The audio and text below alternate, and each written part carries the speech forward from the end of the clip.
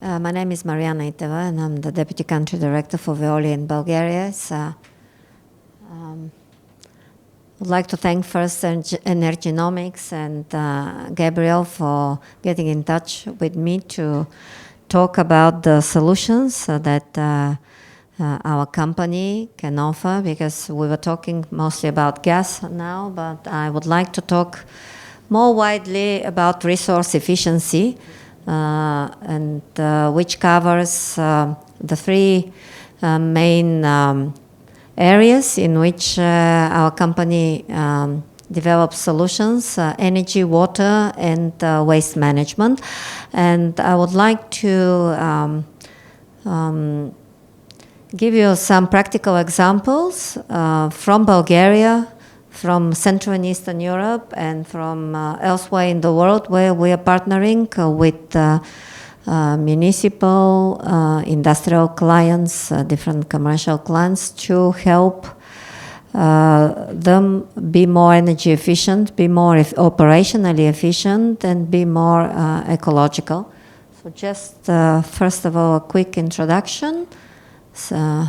Veolia has a 170 years history. It started in 1853, when Emperor Napoleon III issued a decree with which Veolia started supplying, it was then called Compagnie Générale des Eaux, and it was supplying water to citizens in Paris area. Since then, the company has evolved a lot, and now we operate and provide services focused on our mission, which is resourcing the world, which means that we are aiming to protect, to reuse, and to replenish the limited natural resources, water, energy, using the principles of the circular economy to turn the waste into secondary raw material. So our corporate purpose is ecological transformation, which encompasses all these solutions that we have deployed in many countries of the world. In Bulgaria, we are present since 2006. We started with an energy business in Varna, a small district heating company with about 15,000 customers. I mean, small compared to Sofia and Plovdiv, but one of the most efficient district heating companies in Bulgaria. We are also 100% at the moment dependent on Russian gas, or natural gas for cogeneration of electricity and heating, and we are really suffering big losses right now because of these businesses I was playing to Gabriel and our Romanian colleagues yesterday is regulated at the government level in Bulgaria, so water, energy prices, gas and electricity, heating prices are all regulated by a state regulator. And they determined actually and fix the price of gas, which we can include in our pricing formula. So at the moment, the difference is for us, especially, is 200 level, which is roughly €100 per megawatt hour. We pay more than what we've been given by the regulator starting 1st of August this year. So it's a pretty recent price. So if we continue like that, we will not be able to operate. The heating season will start at the end of October. But, you know, we do everything possible to be efficient, but there is a threshold where, you know, you can't, or a bottom line where you can't go below, and you either get some subsidies from the EU or from the government, or you close down the business with all the social implications.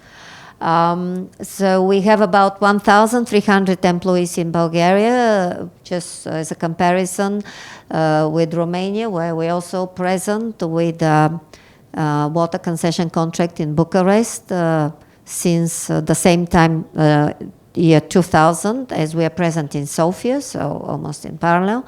And but the business in Romania is about twice the size of that in Bulgaria. But of course, it's a bigger country as well. And until recently, we had an energy business focused on district heating network in Romania too. Main contracts in Sofia and in Varna, but we have smaller contracts everywhere in the country. So we talked a lot about some global challenges that are happening today, several crises that are happening simultaneously. All of us familiar with these. I've just listed them to remind you. I mean,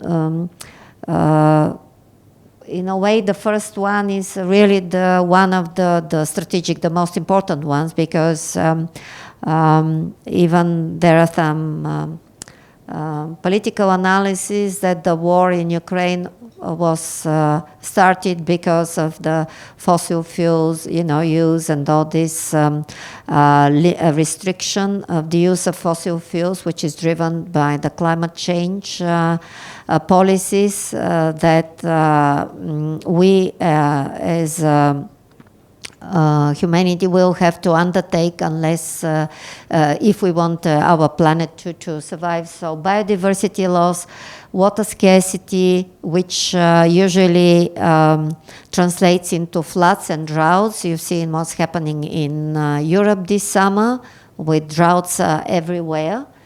The economic crisis, energy crisis with the soaring energy prices, the geopolitical crisis, the war in Ukraine, and the ongoing health crisis with COVID-19 pandemic.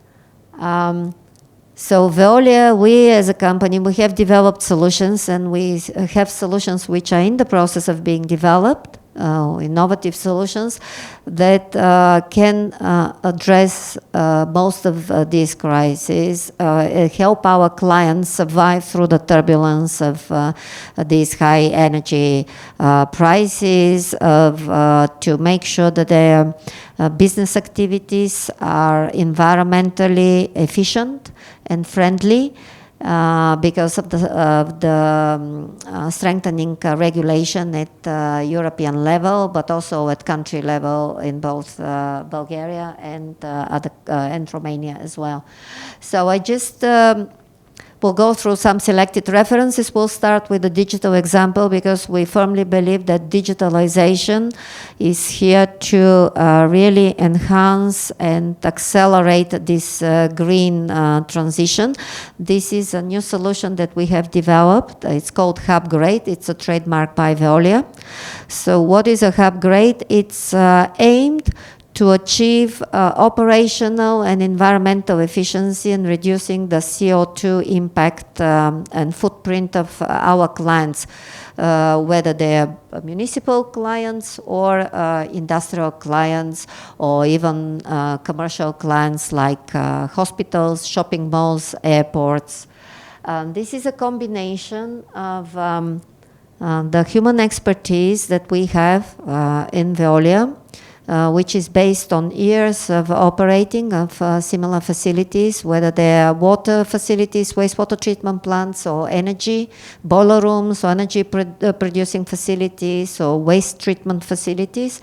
And they combine with this digital power to make sure that we achieve this efficiency. Now the focus is on energy efficiency, so we guarantee between 5 to 25, but this is kind of conservative approach. It depends on the facility of energy savings. And what we can do is from the design and build till the operation and maintenance, we cover the full cycle based on our operational expertise.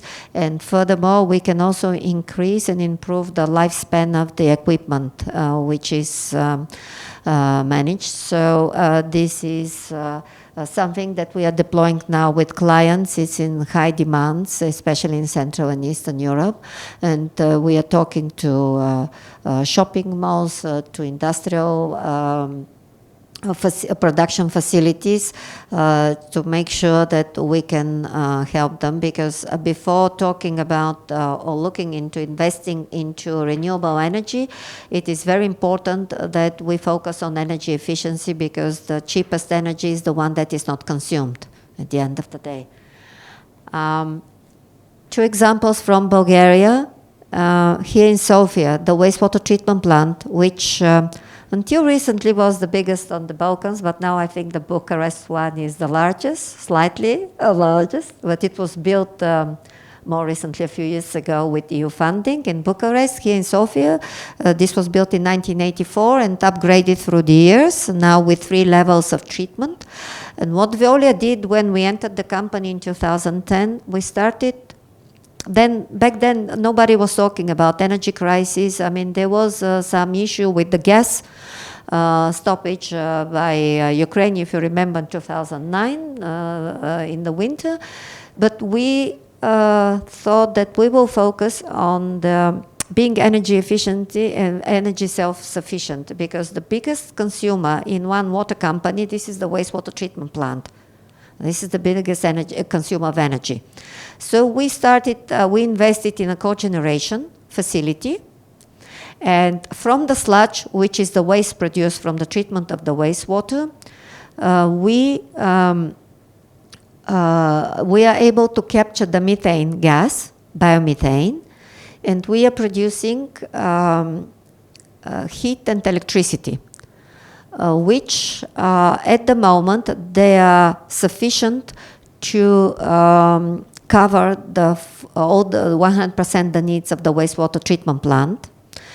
So last year, for example, we produced 116%. So 100% was used to cover our needs for heating and for electricity, and the 16% we sold to the national grid.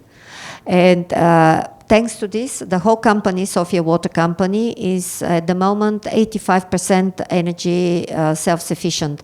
Our aim is in the next 3 to 4 years to become 100% energy self-sufficient, meaning that we'll be producing all the energy that we consume. And at the same time, we are looking at some smaller projects like PV, additional PV projects at our main treatment facilities. Also a small hydropower project at the main water treatment plant in Bistrica above the ring road. And with the help of all these projects, and also we have a separate project which is running in parallel to reduce gradually the consumption of electricity by the company, and this is done with the help of digitalization of the processes, automation, and also using more efficient equipment for the whole cycle, from the water abstraction to the discharge of the effluent. In Varna, where we operate a small district heating network company, we started a few years ago with a pilot project to show the government how the old blocks of flats which were built during communism from concrete, you have them in Romania as well, could be turned into very energy efficient buildings and consume less heating.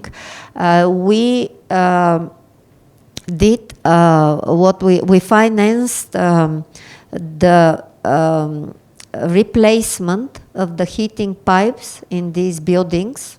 And some of these buildings, this project is still ongoing, from vertical, which is the old Soviet system, to horizontal.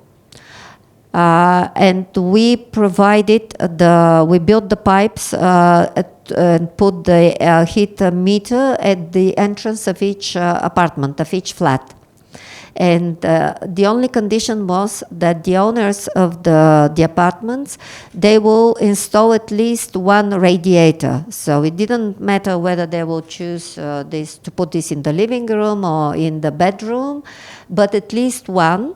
And this was done at their expense, so they covered this expense. In addition, we used insulation, so we managed to drop the losses of heat and the hot water supply to under 4%. These are the so-called common needs in Bulgaria, and these are losses which are due to the building network, whether it's a water supply, water pipes or the heating pipes. So we just showed to the government when the government started this program for insulation of all the residential buildings with EU funding. There were different stages. It's still ongoing project under the National Resilience and Recovery Plan for Bulgaria, is that they should have a look at not just the insulation from outside and changing the profiles, the plastic profiles of windows, but they should also look at the replacement of all the infrastructure inside, meaning the water pipes and also the heating pipes and the hot water pipes to reduce the losses. So we managed to save more than 380,000 megawatt hours per annum. With more than 1,000 tons of CO2 emissions on an annual basis. With the project of the wastewater treatment plant, we are saving more than 70,000 tons of CO2 every year thanks to this project. And I forgot to mention that in addition to that, we reuse the sludge, which is dried sludge for 18 months.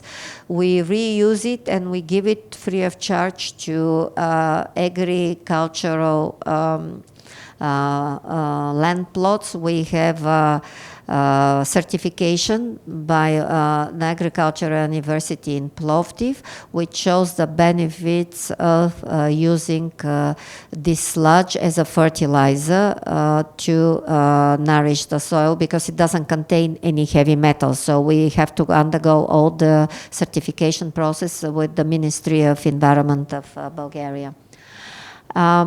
Elsewhere in Eastern Europe, in Volkswagen, in Poland, in Poznan, we have a very nice project. It's not very big, but Volkswagen liked it so much that they decided to replicate it in all their plants across the world. Yeah, this is a project which basically captures the excess heat from the equipment in the plant, and we put it into the district heating network, which we are operating in Poznan, and thus we supply free of charge with the zero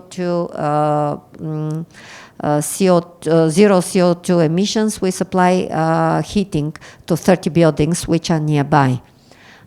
For Pech in Hungary, this is the first plant that we have, which is 100% thermal power plant for the city of Pech, using biomass. And this is straw, and it's straw which is supplied locally, because the surroundings of Pech, they have a lot of farms where, you know, we can buy straw from the local producers, thus helping them financially as well. With Renault Nissan in Morocco, this is the first zero carbon but also zero liquid discharge plant in the world. This is an automotive plant, and Renault asked us to make it more efficient. We managed with our technology and our operational know-how to reduce the losses of the heat by 35% in the first year. And we are reusing the wastewater, so no discharge in the environment. We reuse the wastewater for technological process inside the plant, so we turned it into a very, very efficient and green plant. In the Sheffield, in the UK, this is an innovation. I mean, it's a waste-to-energy project, but we also have here a pilot project which is for carbon capture and storage utilization. Gabriel mentioned the cooperation, not just between countries, but between companies. Here we are partnering with a company, UK company called Carbon Clean, and we capture this CO2 and use it to provide heat and gas supply to some municipal buildings in the city of Sheffield. Another CO2 carbon capture project in Portugal, and another one in India. They're all pilot projects. We started them last year, the one in India this year. And these are projects, the first one in Portugal, basically on the basis of the captured CO2 emissions from the municipal waste facility with the greater Porto area, we produce synthetic e-fuels for the aviation industry. And we are quite advanced, again, here partnering with another company called P2X Europe.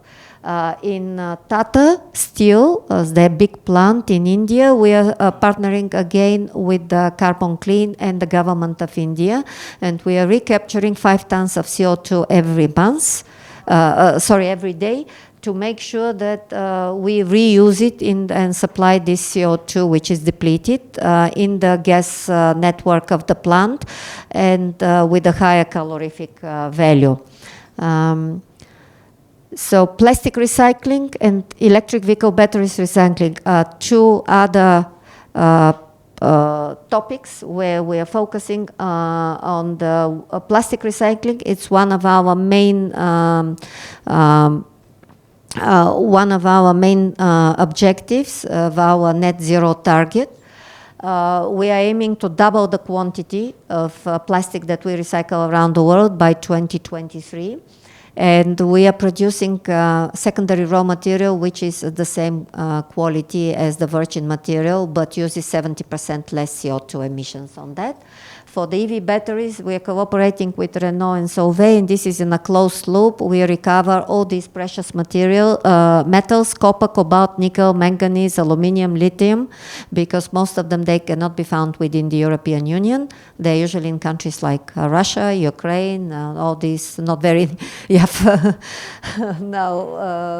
normal countries to work in, and it's all done in a closed loop. And these materials, these metals, can be reused in a straightforward manner into new electric vehicle batteries. And the last topic is the wastewater reuse, with a few projects around the world. The one that is very interesting is the Czech Republic, where we're making beer from recycled wastewater. And I've tasted this beer, and you cannot guess at all. I mean, the taste is the same as the one from normal water, and this is thanks to our technology of a purified water. In France, we are working together with municipalities based on due to the drought this year. We are now deploying a large-scale program to reuse treated wastewater for irrigation to help farmers in France, helping also industrial companies like in Singapore and Hawaii, and in South Africa, in Namibia, we also provide this recycled wastewater we turn it into drinking water with the same quality as normal raw water taken from the environment. So with these projects, we show that it is possible to reuse these resources, which are limited in their availability in nature, and by reusing them, we're also keeping the environment very clean. So I exceeded a little bit my time, but thank you for this. I just wanted to show you that these solutions are working. We're putting them in practice. We're also looking at deploying the wastewater reuse in Bulgaria as well. We have a lot of interest from industrial companies that want to close the loop and to reuse the water, because they are paying a big amount of money for water licenses, for abstraction of water, and it's not so easy to get them these days if you're industrial company, due to drought issues in Bulgaria as well. So thank you, and if you have any questions, I'm available too.